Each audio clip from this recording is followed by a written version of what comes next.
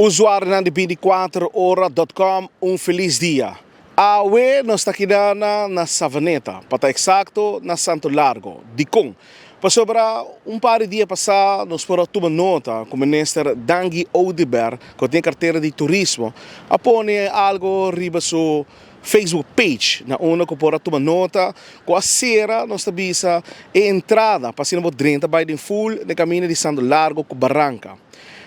Awe, nós pedi ao ministro em questão com o ministro Dangi Odiber para dar sua primeira reação. E essa aqui está o qual ela contesta. Bom, nós estamos ribando manejo basado em sustentabilidade, manejo que está basado também em proteger nos beach particularmente, e nós anota que na Savaneta, na beach específico de Santo Largo, para hopi ayan para década na largo, e beach aqui awardo afetar para tudo auto nang kutabay teriba beach hopi cerca de elama azeta takay gasolina takay nanta suja e danha e beach imita querer nos beach na Aruba ta recurso natural que Deus bendicionanos kune ta alo que nós tem que proteger para nós próprio local na por assim uso de por também para nós turista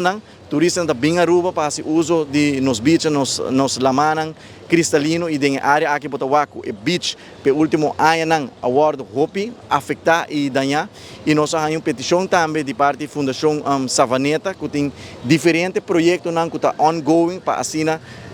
Savaneta também é parte de bolo que o turista por oferecer na nosso desenvolvimento e dentro do quadro dessa aqui nós pensamos que é ideal para nós pôr boulders em barranca grande para evitar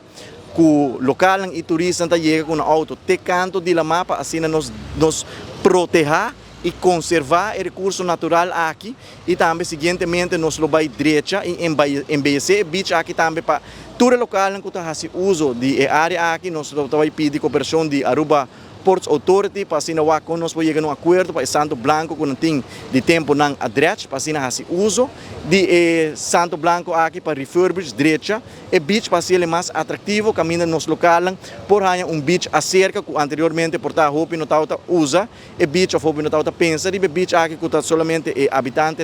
de Savaneta pero está pensaita é motivo e intenção tas de ponimento de barranca para evitar que o auto não siga danha e beach aqui.